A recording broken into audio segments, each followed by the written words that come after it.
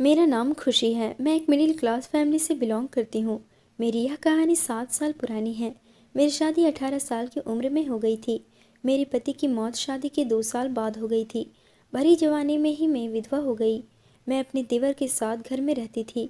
मैं जब भी किचन में खाना बनाने के लिए छत पर जाती तो मुझे ऐसा लगता था जैसे मुझे किचन की खिड़की से कोई देखता था। हमारा किचन छत पर बना हुआ था, इसलिए मैं ज़्यादा से ज़्यादा टाइम किचन में ही गुजारती थी। घर में मैं और मेरा देवर अकेले ही रहते थे, लेकिन मैं अपने देवर पर कभी शक नहीं कर सकती थी। एक दिन अचानक से अपने देवर के कमरे में चली गई। जब मैंने उसका लैपटॉप देखा तो मेरे होश उड़ गए थे, क्योंकि एक दिन मैं अपने किचन में खड़ी हुई खाना बना रही थी। तभी मुझे ऐसा लगा जैसे मुझे कोई देख रहा है। मैं इस उलझन का काफ़ी दिनों से शिकार हो रही थी। जैसे ही मैं खाना बनाने के लिए किचन में जाती थी, मुझे ऐसा लगता था जैसे कोई मुझे देख रहा है। मैं चारों तरफ नज़र घुमा घुमा कर देखती थी, लेकिन मुझे किचन में कोई भी नज़र नहीं आता था। यहाँ तक कि मैं अपनी पूरी छत पर नज़र दौड़ा कर देखती थी, लेकिन दूर दूर तक कोई नज़र नहीं आता था। मेरा किचन छत पर बना हुआ था और घर के बैक साइड की तरफ एक बहुत बड़ी खिड़की खुलती थी। उस खिड़की को मैं हमेशा बंद ही रखती थी, लेकिन फिर भी मुझे ऐसा लगता था जैसे चारों तरफ दीवारों पर किसी की आंखें गड़ी हुई है, जो कि मुझे देख रही है। मैं उस टाइप की औरत थी जिसे हमेशा टेंशन ज़्यादा रहती थी और बस हर टाइम में वहम का शिकार रहती थी। लेकिन पूरे किचन को अच्छी तरह से देख चुकी थी, मुझे कहीं पर कुछ भी नज़र नहीं आ रहा था।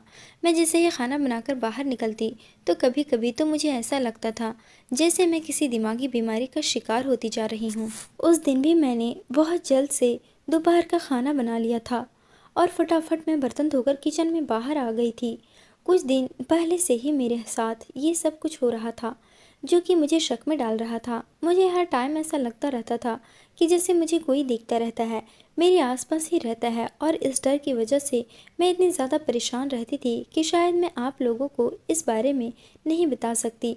मेरी शादी बहुत ही कम उम्र में हो गई थी, इसलिए मैं अभी तक जवान लगती थी। कोई बता ही नहीं सकता था कि मैं एक विधवा औरत हूँ, लेकिन मैं विधवा औरत थी, यह बात तो सबको पता थी। इस वजह से मैं किसी पर शक भी नहीं कर सकती थी, बल्कि मैं जिस परेशानी भरी ज़िंदगी में गुजर रही थी उसके हिसाब से तो कोई भी ऐसी हरकत मुझ जैसी औरत के साथ करने का कभी सोच भी नहीं सकता था।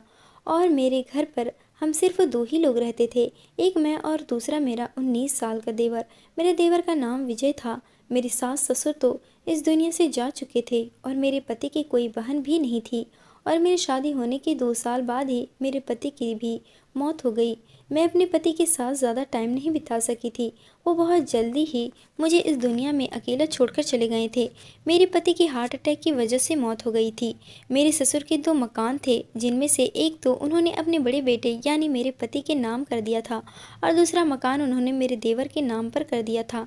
जिस मकान में हम रहते थे, मेरे पति वाले मकान में तो हमने किराया रख दिए थे, जिसका किराया हमारे पास आता था, और उसी किराए के पैसे से हमारे घर का गुजारा अच्छी तरह से हो रहा था, क्योंकि वह 4 मंजिला मकान था और हर पोर्शन पर दो दो कमरे बने हुए थे। इसलिए लगभग 40,000 रुपये महीना हमारे पास आ जाता था। मेरा देवर तो भी पढ़ाई कर रहा था और उसने अलग से बच्चों को ट्यूशन देना भी शुरू कर दिया था।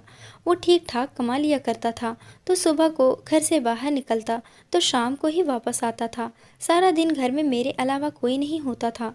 घर के सारे काम भी मैं ही किया करती थी। घर में कोई आता जाता नहीं था। उसके बावजूद भी मुझे ऐसा लगता था जैसे कोई मुझे देख रहा हो, और मुझे हर टाइम डर लगता रहता था। मुझे लगता था जैसे कोई हर वक्त मुझे देखता रहता है। मैं बहुत डरी सहमी सी रहती थी, क्योंकि मेरे सामने कोई नहीं होता था और ना ही मेरे साथ कोई होता था। और यह एक ऐसी बात थी कि मैं इस बात के बारे में अपने देवर से भी कोई बात शेयर नहीं कर सकती थी। पता नहीं वह मेरे बारे में क्या सोचता, क्योंकि मेरा देवर बहुत गुस्से वाला था। मेरे देवर का भी मेरे अलावा इस दुनिया में कोई नहीं था, और मैं भी इस दुनिया में अकेली थी। शाम के टाइम पर जब मेरा देवर विजय ट्यूशन पढ़ाकर घर वापस आया, तो मैंने उसको गरम गरम खाना सर्व किया। उसके बाद मैं एक तरफ सोफे पर बैठ गई, क्योंकि मेरा दिमाग हमेशा टेंशन में रहता था। तभी अचानक मेरे देवर ने कहा कि आप क्या सोच रही हो भाभी। तभी उसकी आवाज़ पर मैं बुरी तरह से चौंक गई थी, क्योंकि मैं बहुत गहरी सोच में खोई हुई थी। मैंने बस ना में सिर हिला दिया। मैं विजय को आखिर क्या बताती, जिस बात के बारे में मुझे खुद भी ढंग से नहीं पता था। फिलहाल मेरे देवर का बिहेवियर मुझसे बड़ा उखड़ा उखड़ा सा रहता था। मैं हमेशा अपने देवर से बात करते हुए बहुत डरती थी। एक बार मैं रात के टाइम पर अपने देवर को दूध का गिलास देने के लिए उसके कमरे में चली गई तो वह अपने लैपटॉप में इतना ज़्यादा बिजी था कि उसे मेरे कमरे में जाने का पता ही नहीं चला था। मैंने टेबल पर दूध का गिलास रख दिया। इससे पहले कि वो पीछे पलटता, मैं विजय के लैपटॉप पर जो नज़ारा देखा उसे देखकर तो मेरे होश ही उड़ गए थे। उसे भी पता चल गया था कि मैंने उसका लैपटॉप देख लिया है। तभी अचानक वह डर गया और उसने अपने लैपटॉप बंद कर दिया और कहने लगा, ये क्या तरीका है? आपको यह नहीं पता कि किसी के कमरे में जाने से पहले दरवाजे को बजाना चाहिए? मैं विजय की बातें सुनकर घबरा गई थी। मैंने माना कि मेरी गलती थी, मुझे दरवाज़ा लॉक करके ही अंदर आना चाहिए था। लेकिन विजय मेरा देवर था और मेरे बेटे समान था, इसलिए मैं ऐसे ही उसके कमरे में चली आई थी। लेकिन मैं यह नहीं जानती थी कि कमरे में आने के बाद मुझे ऐसा कुछ देखने को मिलेगा। फिलहाल मैं कमरे से बाहर निकलकर अपने कमरे में आ गई थी और सोफे पर बैठकर मैंने अपने दोनों हाथों से सर को पकड़ लिया था। मेरे दिमाग में अलग अलग तरह के ख्याल आ रहे थे, जिन्होंने मेरे पूरे शरीर को हिलाकर रख दिया था। मुझे ऐसा नहीं सोचना चाहिए था। वो मेरा देवर था और मेरे लिए मेरी औलाद समान था। मुझे उसके बारे में ऐसा नहीं सोचना चाहिए। वो मेरा देवर है, ऐसा कैसे कर सकता है? न जाने मेरे दिमाग में क्या क्या बातें आ रही थी। मेरी आंखों में आंसू निकल रहे थे। जो कुछ भी मेरे दिमाग में आ रहा था, ऐसा सोचना भी मेरे लिए पाप था। मैंने खुद को होश में लाने की कोशिश की और समझाया कि नहीं, ऐसा नहीं हो सकता। कोई भी बेटे समान देवर अपनी भाभी के साथ ऐसा नहीं कर सकता। ज़्यादातर लड़के अपनी जवानी की उम्र में इस तरह की गलत चीज़ें देखते हैं, जो इसका मतलब ये नहीं जैसा मैं सोच रही थी। बड़ी मुश्किल से मैंने खुद को नॉर्मल किया था।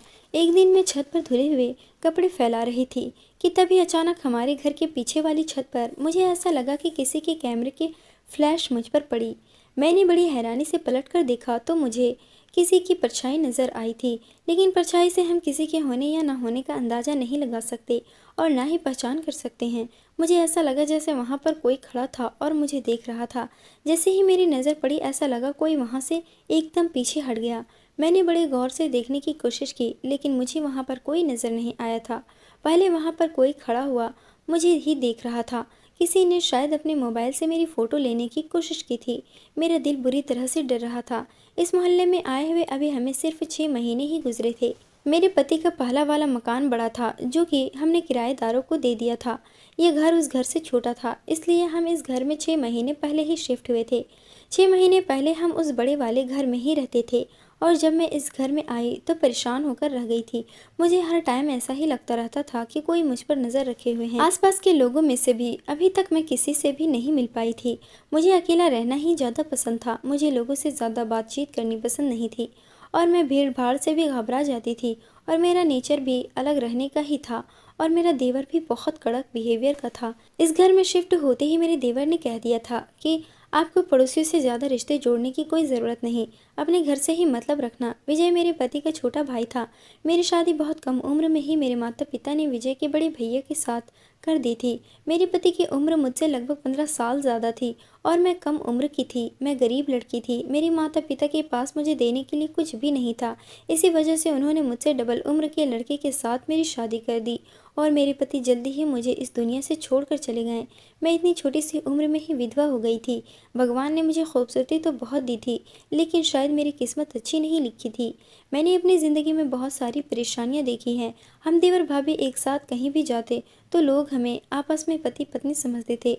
लोगों को लगता था कि शायद मैं अपने देवर की पत्नी हूँ और यही वजह थी कि विजय को हमेशा मुझसे चिढ़ता रहता था। मुझे अपने साथ कहीं नहीं लेकर जाता था और ना ही घर से बाहर निकलने देता था।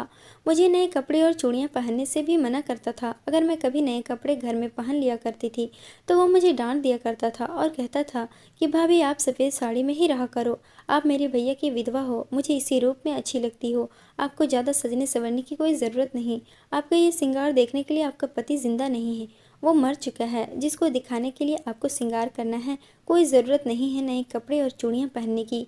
इसलिए मैं हमेशा नंगे हाथ, नंगे कान और सिर्फ सफ़ेद साड़ी में ही रहती थी। जब विजय घर पर आता था तो मुझे बड़ी अजीब सी नज़रों से देखता था, जैसे कि वो मुझे अपनी नज़रों से ही खा जाएगा। उसे हमेशा मुझ पर शक रहता था कि कहीं मैंने उसके पीठ पीछे घर में किसी मर्द को तो नहीं बुलाया। घर के चारों तरफ बड़ी गौर से देखता था, जैसे कोई ढूंढ रहा हो। जब मैं अपने देवर से पूछती तो कहता, कुछ नहीं, अपने काम से काम रखा करो। मैं नहीं जानती थी कि ना जाने मेरी देवर को मुझसे क्या प्रॉब्लम थी, लेकिन अब तो वही मेरा सहारा था। मेरा उसके अलावा इस दुनिया में कोई नहीं था और मैंने उसे हमेशा अपनी औलाद की जैसा समझा था। इसलिए खामोशी से मैं उसका बिहेवियर बर्दाश्त करने पर मजबूर हो जाती थी, क्योंकि विजय के अलावा मेरा इस दुनिया में कोई दूसरा सहारा नहीं था। अगर मैं इससे भी नाराज़ हो जाती तो मुझे कौन अपने घर में जगह देता। फिलहाल मैं अपनी ही परेशानी का शिकार थी और ऊपर से विजय भी बड़े कड़क मिजाज का था। अभी मैं अपनी प्रॉब्लम सॉल्व नहीं कर पाई थी कि मेरी जान को एक नई मुसीबत आ गई। घर के पीछे वाली छत से मुझे कोई देखता था और मेरी फ़ोटो भी लेता था। कहीं यही तो वो इंसान नहीं था जो मुझे मेरे किचन से ना जाने मेरे दिमाग में क्या क्या आ रहा था। इन सब बातों ने मुझे फिर से हैरानी में डाल दिया था। मैंने फिर से खुद को झूठी तसल्ली दी थी, क्योंकि मैं किचन का कोना कोना देख चुकी थी। कहीं पर कोई कैमरा लगा हुआ नहीं था, ना कोई ऐसा कुछ था जिससे कोई झांक सके। जो बड़ी सी खिड़की खुली हुई थी उसमें भी लॉक लगा कर रखा था, लेकिन इस तरह से किसी का छत पर देखना मुझे बड़ा गलत लगता था। एक दिन शाम के टाइम पर हमारे घर की बेल बजी। उस टाइम छत पर किचन में खाना बना रही थी, क्योंकि विजय के घर आने का टाइम हो रहा था। मुझे लगा शायद दरवाजे पर विजय ही आया होगा, क्योंकि हमारे घर पर ज़्यादा कोई आता जाता नहीं था। मैं दरवाज़ा खोलने चली गई, लेकिन जैसे ही मैंने दरवाज़ा खोला तो एक 25 साल का जवान लड़का मेरे सामने खड़ा हुआ था। हाइट और सेहत में विजय के जैसा ही था। मुझे देखकर मुस्कुराने लगा। उसके हाथ में प्रसाद की थाली थी। कहने लगा कि मैं आपका पड़ोसी हूँ, हम लोग परसों ही आपके पड़ोस में रहने के लिए शिफ्ट हुए हैं। हमारे घर पर आज पूजा थी, इसलिए मेरी माँ ने कहा कि पड़ोसियों में प्रसाद बांट दो। मैंने उसके हाथ से प्रसाद की थाली ली तो वो लड़का घर के अंदर कदम बढ़ाने के लिए अंदर आने लगा। तभी मैं उसके सामने आकर खड़ी हो गई और मैंने रास्ता रोक लिया। मैंने कहा, बेटा तुम रुको, मैं थाली लेकर आती हूँ। यह सुनकर तो उसे भी हैरत हो गई थी। कहने लगा कि मैं इतना भी छोटा नहीं हूँ कि आप मुझे बेटा कह दो। आप मुझसे बस 2-3 साल ही बड़ी होंगी, इसलिए मुझे बेटा मत कहो। उसकी ऐसी बातें सुनकर तो मैं उसे बड़ी हैरत से देखने लगी थी। मैंने कहा कि मेरा देवर भी तुम्हारी ही उम्र का है। मुझे लगा कि शायद दरवाजे पर मेरा देवर ही आया होगा। यह बात सुनकर उसने ऊपर से नीचे तक मुझे देखा और कहने लगा, वो लड़का जो आपके साथ रहता है वो आपका देवर है क्या? आप शादीशुदा हो? मुझे तो लगा कि वो आपका छोटा भाई होगा। यह कहकर वह बड़े आराम से हमारे घर के अंदर आ गया था। मैं तो उसे देखते ही रह गई थी कि वो कितना बेगैरत था। मैं उसका रास्ता रोक रही थी, लेकिन फिर भी वो बातें बनाते बनाते अंदर घुस आया था। मुझे डर लग रहा था कि विजय के आने का टाइम हो रहा है, इसलिए मेरा शरीर बुरी तरह से कांपने लगा। विजय का गुस्सा बहुत खतरनाक था। अंदर जाकर वह लड़का हॉल में पड़े हुए सोफे पर बैठ गया था और बैठकर कहने लगा कि मेरा नाम नितिन है और आपका क्या नाम है? मैंने कहा, तुम्हें क्या मतलब? तुम मुझे आंटी कह सकते हो। इस बात पर उसने मुझे बड़ी हैरानी से देखा और कहने लगा, जी आप इतनी भी बूढ़ी नहीं हुई हो कि मैं आपको आंटी कहूँ। अच्छी भली खूबसूरत और जवान हो। मैं तो आपको आपका नाम लेकर ही बुलाऊंगा। जरूर आपका नाम भी आपकी तरह ही बहुत प्यारा होगा। इससे पहले कि मैं इसके इस तरह के बिहेवियर पर गुस्सा करती, वो लड़का कहने लगा, चलो आप मुझे अपना नाम मत बताओ, लेकिन मेरे लिए एक गिलास पानी ही ला दो। पड़ोसियों का भी कुछ हक होता है। यह कहकर वो बड़े आराम से सोफे पर लेट गया। मुझे तो इस तरह की चिपकू लोगों से बड़ी नफरत थी और वो हमारे घर में आकर इस तरह से बिहेव कर रहा था जैसे उसका अपना घर हो। उसके बाद मैं किचन में चली गई और फिर इसे ठंडा पानी निकाल कर गिलास में लिया और फिर गिलास को मैं हाथ में लिया। ठीक मैं बाहर जाती, लेकिन इससे पहले मैं बड़ी गहरी सोच में पड़ गई थी। मेरा दिल बहुत घबरा रहा था कि कहीं विजय घर पर आ गया तो ना जाने मेरे बारे में क्या सोचेगा, और विजय ने अगर नितिन को देख लिया तो वो बहुत गुस्सा करेगा। वह खाली घर को ही चारों तरफ से घूर घूर कर देखता है जैसे कि घर में कोई छुपा बैठा हो, और अगर उसने घर में नितिन को देख लिया तो बहुत बड़ा हंगामा हो जाएगा। जल्दी जल्दी से मैं नीचे उतरकर नितिन को पानी देने के लिए गई। उसके बाद मैंने उसे पानी दी और कहा कि अपनी मम्मी को प्रसाद के लिए थैंक यू कहना और पानी पीने के बाद जाते हुए दरवाज़ा बंद कर देना। मुझे खाना बनाना है, इसलिए मैं किचन में जा रही हूँ। यह कहकर मैं ऊपर आ गई थी और किचन में अपना जो काम छोड़ कर गई थी उसे जाकर करने लगी, क्योंकि विजय किसी टाइम पर घर पहुंचने वाला था और मैं इस लड़की से ज़्यादा बातचीत नहीं करना चाहती थी। मैं जल्द से जल्द अपनी जान छुड़ाकर छत पर किचन में आ गई। पानी पीकर इस लड़के ने ग्लास रख दिया और उसके बाद ज़ोर से आवाज़ लगाई, पानी देने के लिए थैंक यू मैडम। आपके हाथ से तो पानी का टेस्ट भी मीठा लगने लगा। आपका बहुत बहुत शुक्रिया। मैं फिर आपसे कभी फुर्सत में मिलने आऊँगा और अपने घर वालों को भी लेकर आऊँगा। यह कहकर वह घर के दरवाजे से बाहर चला गया। मैंने उसकी सारी बातों को अनसुना कर दिया। दिया था। वो जाते हुए दरवाज़ा भी बंद करके गया था। उसके जाने के बाद मैं उसकी बातों को याद करके हैरत हो रही थी कि अभी मैं उस लड़के की बातों के बारे में ही सोच रही थी कि फिर से दरवाजे पर बेल बजी तो मैं बुरी तरह से कांप गई थी। मैं जल्दी से किचन से बाहर निकली और नीचे उतरकर दरवाजे पर पूछने लगी कि कौन है। विजय की वही गुस्से वाली आवाज़ मुझे सुनाई दी थी। विजय कहने लगा, दरवाज़ा खोलो, मैं हूँ। जब मैंने दरवाज़ा खोला तो विजय बहुत गुस्से में लग रहा था और घर के अंदर आकर मुझसे कहने लगा कि घर से बाहर कौन निकल रहा था। विजय की आंखें उसी टाइम गुस्से की वजह से लाल हो रही थी। वह बहुत गुस्से वाला था, लेकिन आज वो और भी ज़्यादा गुस्से में लग रहा था। उसको जवाब देते हुए मेरी जुबान भी ना चाहते हुए भी लड़खड़ा गई थी। मैंने कहा, कोई नहीं, पड़ोसी आए हैं, प्रसाद लेकर हमारे घर पर आया था। विजय मेरे करीब आकर खड़ा हो गया, मेरी आंखों में आंखें डालकर कहने लगा कि क्या आपने पूछकर दरवाज़ा खोला था कि आपको मेरी बात समझ नहीं आती। मैंने आपसे मना किया था कि घर में किसी को भी आने की परमिशन नहीं है। कोई भी आएगा आपको दरवाज़ा नहीं खोलना और ना ही किसी से बात करनी है और ना ही किसी पड़ोसी से मेलजोल बढ़ाना है। अगर आप अपनी हरकतों से बाज नहीं आई तो मैं आपको ताला लगाकर बंद करके जाया करूँगा, बल्कि मैं यह काम कल से ही करूँगा। ऐसा कहते हुए वो सीधा अपने कमरे में चला गया था और उसने गुस्से से अपने कमरे का दरवाज़ा भी बड़ी ज़ोर से बंद किया था। मुझे लगता था कि जैसे मैं विजय की भाभी नहीं हूँ, मेरी कभी इज्जत करता ही नहीं था। ऐसा लगता था जैसे मैं उसकी खरीदी हुई नौकरानी हूँ। इस घर में रहते हुए मुझे सांस भी अपनी मर्जी से लेने की परमिशन नहीं थी। फिलहाल मैंने जल्दी से खाना तैयार किया और टेबल पर लगा दिया था। खाना खाते हुए भी वो मुझसे बार बार उसी लड़के के बारे में पूछ रहा था और बार बार मुझसे यही कहता रहा कि दोबारा मैं किसी को दरवाजे पर ना देखूं। उस टाइम तो फिलहाल बात ख़त्म हो गई थी। सारे कामों से फ्री होने के बाद रात को मैं अपने कमरे में लेट गई थी। तभी अचानक मेरे मोबाइल पर एक अननोन नंबर से मैसेज आने शुरू हो गए। उसमें लिखा हुआ था कि आप बहुत ही खूबसूरत और स्वीट हो। मेरा मन करता है कि मैं हमेशा आपसे बात करता रहूं। आपकी आवाज़ बहुत प्यारी है और आप सफ़ेद रंग की साड़ी पहना करो। किसी दिन आप मेरे कहने से ब्लैक कलर की साड़ी पहनना, आप पर बहुत ज़्यादा खूबसूरत लगेगी। और हाथों में चूड़ियाँ भी पहना करो जैसे आपने कुछ दिनों पहले पहनी हुई थी। यह मैसेज पढ़कर मैं बुरी तरह से घबरा गई थी। इसका मतलब मेरा शक गलत नहीं था। सच में कोई था जो मुझे देखता था। चलो देखता तो समझ आता है, क्योंकि छत हमारी खुली हुई थी और छत की साइड में किचन बना हुआ था। छत पर तो मेरा रोज़ का आना जाना था, बल्कि दिन में कई बार छत से चक्कर लगा लिया करती थी। और आसपास भी बहुत सारे घर बने हुए थे। हमारा घर सिर्फ एक मंजिल ही बना हुआ था और दूसरी मंजिल पर आस पड़ोस के लोग तो बहुत बड़े बड़े थे, इसलिए हमारा घर लोगों के घरों से बहुत नीचा था और सबकी छत ऊंची ऊंची थी, जिससे दूसरों को हमारी छत साफ दिखाई देती थी। फिर मेरा किचन भी छत पर ही था, इसलिए मेरा ज़्यादा टाइम किचन में ही गुजरता था। लेकिन जो नज़रें मुझे खुद पर पड़ती हुई महसूस होती थी वो मुझे जीते जी मार देती थी। मैंने फ़ौरन से उन सारे मैसेज को डिलीट किया और मोबाइल को साइलेंट कर दिया। डर की वजह से मैं रोने लगी थी। ना जाने कैसी मुसीबत मेरे गले आन पड़ी थी। मुझे बहुत घबराहट हो रही थी। कौन था जो मेरी ज़िंदगी में जहर घुलने की कोशिश कर रहा था। मैंने अपनी ज़िंदगी में कभी खुशी नहीं देखी थी। मेरे पति का बिहेवियर भी ऐसे ही था जैसे मेरा देवर था और हमेशा मुझ पर शक किया करते थे। मेरे पति मुझ पर इसलिए शक करते थे क्योंकि उनकी उम्र ज़्यादा थी और मेरी उम्र कम थी। मेरे पति देखने में बस नॉर्मल से ही थे, लेकिन मैं बहुत ज़्यादा खूबसूरत थी और कम उम्र की थी।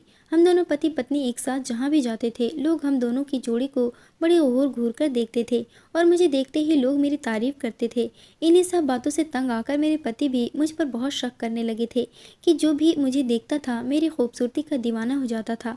इसलिए मैं उनके शक का निशाना बनी रहती थी। उन्हें लगता था कि मेरी पत्नी का कहीं दूसरे लड़कों से अफेयर न चल जाए। मैं बार बार अपने पति को यकीन दिलाती थी कि मैं आपकी पत्नी हूँ, तो फिर भला कोई मुझे देखे या ना देखे, मुझे उससे कोई मतलब नहीं।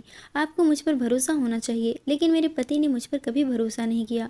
उन्हें तो यही लगता था कि मैं किसी दूसरे लड़के से अफेयर चला लूँगी और अपने पति को धोखा दे दूँगी। लेकिन जब शादी के 1.5 साल बाद मेरे पति बीमार रहने लगे तो अपने माता पिता का दिया हुआ मकान जो मेरे पति के नाम पर था वो भी अपने छोटे भाई के नाम कर दिया और अपने भाई को समझा दिया कि खुशी का ध्यान रखना, कभी भी इसे हमारे घर की मालकिन न बनने देना।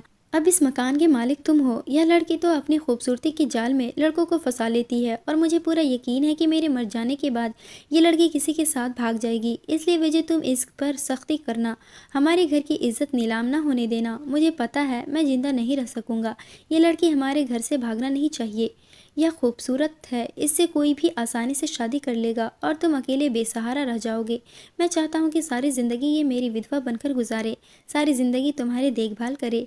मेरे पति के ये आखिरी शब्द थे। यह बात तो मेरे पति को पता चल चुकी थी कि वह ज़्यादा दिन जिंदा नहीं रह सकेंगे। अपने आखिरी दिनों में उन्होंने मुझसे प्यार भरी कोई बात नहीं कही, बल्कि मेरी ज़िंदगी को नर्क बनाकर चले गए और अपने भाई के दिमाग में मेरे खिलाफ जहर भर दिया था। और वही जहर अब मेरा देवर मेरे साथ उगलता रहता था। उसने कभी भी मुझे अपनी भाभी का दर्जा नहीं दिया था। भाभी तो माँ समान होती है, उसने तो कभी मुझे इज्जत से भाभी भी नहीं कहा था। मैं बस उसके भैया की विधवा बनकर ही जिंदगी गुजार रही थी। एक दिन मैं किचन में खाना बना रही थी, तभी अचानक हमारे किचन में आग लग गई। मुझे किचन से बाहर निकलने का रास्ता नजर नहीं आ रहा था, क्योंकि मैं बुरी तरह से घबरा गई थी। आग को देखकर मैं जोर जोर से चिल्लाने लगी। जैसे ही मेरे चिल्लाने की आवाज़ तेज हुई, तभी पड़ोस वाली छत से एक जवान लड़का हमारी छत पर कूद कर आ गया था। वो लड़का नितिन था। मुझे चिल्लाते हुए देखा तो वो किचन में आ गया और उसने फौरन मुझे गोद में ले लिया और किचन से बाहर लेकर निकल गया। उसने अपनी जान की भी परवाह नहीं की। उसने मुझे किचन से निकाल दिया, वरना मैं बुरी तरह से जल जाती। उसके बाद हम दोनों ने मिलकर जल्दी से किचन के अंदर पानी डाला, किसी तरह से आग बुझाई। थोड़ी देर के बाद आग बुझ गई थी। मैं बहुत ज़्यादा घबराई हुई थी। नितिन ने फौरन से मुझे बैठा दी और पूछने लगा कि आपको कहीं चोट तो नहीं लगी ना। मुझे डर लग रहा था कि अचानक उस टाइम पर घर का दरवाज़ा खुला और विजय भागता हुआ छत पर आ गया था। उस टाइम उस लड़के को मेरे पास खड़ा हुआ देखकर विजय गुस्से में मेरे पास आया और नितिन का कॉलर पकड़ लिया और उससे पूछने लगा कि तुम्हारी हिम्मत कैसे हुई घर के अंदर आने की। मैंने विजय से कहा, विजय इसका कॉलर छोड़ो, इस लड़के ने तो मेरी जान बचाई है। किचन में आग लग गई थी, जबकि अभी किचन के अंदर से धुआं निकल रहा था। मेरी बात सुनकर उसने मुझे गुस्से भरी नज़रों से देखा और कहने लगा, तुम तो खामोश ही रहो, तुमसे तो मैं बाद में बात करूंगा। अपनी भूली भाली बातों से किसी और को बेवकूफ़ बनाना, मुझे नहीं। यह कहकर उसने फिर से नितिन का कॉलर पकड़ लिया और उस पर चिल्लाने लगा, कहने लगा तुम जिस मकसद के लिए यहाँ पर आते हो ना, तुम्हारा वो मकसद मैं भी कभी पूरा नहीं होने दूंगा। मैंने विजय से कहा, विजय तुम इसको गलत समझ रहे हो, मैं तुम्हारी भाभी हूँ, तुम इस तरह की बातें करके मुझे क्यों बेइज्जत कर रहे हो। और छत पर तमाशा मत करो, चारों तरफ से लोग देख रहे हैं। मैं रोने लगी थी। नितिन ने झटके से अपनी गिरेबान विजय से छुड़वाया। वो कहने लगा कि मैं तो इंसानियत के नाते यहाँ पर आया था। तुम्हारे घर के किचन में आग लग रही थी और इनकी चीखने की आवाज़ें आ रही थी। इनकी जान को खतरा था, ये जल भी सकती थी। मेरा कोई मकसद नहीं था। तुम अपनी घटिया सोच को अपने हद तक ही रखो तो सही होगा। विजय इस बात पर नितिन से कहने लगा कि क्यों, यह तुम्हारी कोई रिश्तेदार लगती है जो तुम इसे यहाँ पर बचाने आए थे। अगर यह जल रही थी तो जलने देते, तुम्हें क्या तकलीफ हो रही थी। यह सुनकर तो मैं बड़ी हैरानी से विजय की तरफ देख रही थी। मतलब यह था कि अगर मैं जलकर राख हो जाती तो विजय को कोई फर्क नहीं पड़ता। कहने लगा कि ये मेरी कुछ लगती है या नहीं, इस बारे में तो मैं नहीं जानता, लेकिन अगर इन्हें कुछ भी नुकसान पहुंचेगा और अगर मैं इन्हें परेशानी में देखूंगा तो ज़रूर इन्हें बचाने के लिए आऊँगा। तुमसे जो होता है तुम कर लो। यह बात सुनकर तो विजय आज आग बबूला हो गया था। उसने नितिन के मुँह पर थप्पड़ मार दिया। नितिन ने भी फिर विजय पर हाथ उठा दिया। दोनों के बीच खुली छत में खूब लड़ाई झगड़ा हो रहा था और चारों तरफ से छत पर खड़े हुए लोग देख रहे थे। मुझे डर लग रहा था और मैं घबरा रही थी कि मैं क्या करूं। दोनों ही गुस्से में लाल हो चुके थे। यह देखकर तो मैं बहुत परेशान हो गई थी। बड़ी मुश्किल से मैंने दोनों को पीछे हटाया था और नितिन के आगे हाथ जोड़े कि तुम प्लीज़ यहाँ से चले जाओ। उसके बाद नितिन गुस्से से बोलता हुआ दरवाजे से जाने के बजाय फिर से दीवार पर ही चढ़कर वापस चला गया था। ये देखकर विजय बड़े अजीब से अंदाज में मेरे पास आया और उसने मेरे बाल पकड़ लिया और कहने लगा, अच्छा तो तुम छत से बुलाती हो अपनी आशिक को, इसलिए तो सारा सारा दिन किचन में गुजार देती हो। जो तुम चाहती हो मैं तुम्हें ऐसा करने नहीं दूंगा। मैं तुम्हें जान से मार दूंगा, लेकिन ये मत समझना कि मैं तुम्हें छोड़ दूंगा। विजय तो जैसे सारी तमीज भूल गया था। इसके बाद विजय घर के बाहर ताला लगाकर जाने लगा था। उस दिन विजय ने बहुत ही बदतमीजी की थी। मुझे तो अपनी ज़िंदगी बुरी लगने लगी थी और हमारी छत की चारों तरफ से दीवारों पर उसने कांच के टुकड़े लगवा दिए थे ताकि कोई हमारी छत पर ना आ सके। वो दिन मेरी ज़िंदगी का सबसे ख़तरनाक दिन साबित हुआ था। फिर अगले दिन रात को मेरे मोबाइल पर एक मैसेज आया जिसे पढ़कर मेरे होश उड़ गए थे। इस मैसेज पर लिखा हुआ था कि किचन में आओ, मुझे तुम्हें देखना है। यह सुनकर तो मेरे होश उड़ गए थे। अब तक तो मैं यही समझ रही थी कि शायद ये मेरा वहम है कि कोई किचन से मुझे देखता है, लेकिन वो सब मेरा वहम नहीं था। न जाने वो कौन था जो मेरे पीछे पड़ा हुआ था। मेरा दिल ज़ोर ज़ोर से धड़कने लगा था। मैंने अपना मोबाइल साइलेंट कर दिया और सोने की कोशिश करने लगी, लेकिन फिर भी मुझे सारी रात नींद नहीं आई थी। मैं जागती रही। सुबह जब मेरी बहुत तबीयत ख़राब हो गई तो घर के काम करने के लिए विजय नौकरानी को लेकर आ गया था। नौकरानी आई तो मैं बुखार में पड़ी हुई थी। विजय घर पर डॉक्टर लेकर आने के बजाय नौकरानी को लेकर आ गया था। 2 दिन तक किसी तरह से मैं घर में बीमार पड़ी रही थी। घर के सारे काम नौकरानी कर रही थी। रात को मुझे बहुत डर लग रहा था। एक दिन मैंने नौकरानी से रिक्वेस्ट की कि आज रात मेरे पास ही मेरे कमरे में रुक जाए और सारी रात मेरा ख्याल रखे। मैं बीमार हूँ और मेरा ख्याल रखने वाला कोई नहीं था। वो मेरी बात सुनकर मान गई थी। जब रात हुई तो विजय के आने का टाइम हो गया था। मैंने नौकरानी को अपने कमरे में छुपा लिया था। मैं नहीं चाहती थी कि नौकरानी के रुकने के बारे में विजय को पता चले कि घर पर मेरे अलावा भी कोई और है। मैंने ही विजय को खाना दिया और अपने कमरे में जाते ही कमरे की लाइट बंद कर दी थी और ख़ुद कमरे में छुप गई, क्योंकि कभी कभी मुझे ऐसा लगता था जैसे कोई मेरे कमरे की खिड़की से भी मुझे देखता था। और किचन में भी कोई कैमरा लगा हुआ नहीं था, बल्कि कोई मुझे छुपकर किचन में देखता था। आज मुझे इस रात से पर्दा उठाना था। मैं जानना चाहती थी आखिर वह कौन है जो मुझे छुप छुप कर देखता है। मैंने अपनी साड़ी नौकरानी को पहनने के लिए कहा और उसके सर पर पल्लू डाल दिया था, क्योंकि मैं सफ़ेद साड़ी पहना करती थी। मैंने अपनी सफ़ेद साड़ी नौकरानी को पहना दी और उससे कहा कि तुम किचन में चली जाओ। मैं अपने किचन के पर्दों के पीछे छुप गई थी। घर में विजय भी सो चुका था। थोड़ी देर के बाद, लगभग आधी रात का टाइम था, तभी अचानक हमारे किचन में जो खिड़की बनी हुई थी वह खिड़की खुली। फिर दरवाज़ा बड़े धीरे से खुला था। एक इंसान जिसने अपने ऊपर चादर ओढ़ी हुई थी वो किचन की खिड़की से अंदर झांकने लगा। मैं पर्दे के पीछे खड़ी हुई सब कुछ देख रही थी। मैं फ़ौरन पर्दे से बाहर निकली और मैंने उस इंसान का हाथ पकड़कर उसे अंदर खींच लिया और शोर मचा दिया। वो इंसान अंधेरे में मुझे नज़र नहीं आ रहा था कि कौन था। मैं उसका चेहरा ठीक से नहीं देख पाई थी, क्योंकि उसने अपने चेहरे को चादर से ढका हुआ था, मगर वो मुझसे अपने आप को छुड़वा रहा था। शोर की आवाज़ से विजय किचन की छत पर भागा चला आया और उसने किचन की लाइट ऑन कर दी। नौकरानी भी किचन में खड़ी हुई ये सब कुछ देख रही थी, लेकिन लाइट ऑन होते ही सामने खड़े हुए इंसान को देखकर मेरे पैरों तले से ज़मीन निकल गई थी। वो इंसान कोई और नहीं बल्कि मेरा पहला मंगेतर था, जिसे मेरी मंगनी मेरी शादी से पहले ही तय हो गई थी। लेकिन वो मुझसे शादी करने से पहले किसी दूसरी लड़की के चक्कर में फंस गया था और उसने अपनी मर्जी के भी उस लड़की से शादी कर ली थी। मेरे घर वालों ने उस लड़के के साथ मेरा रिश्ता ख़त्म कर दिया और मेरी शादी विजय के भैया के साथ कर दी थी।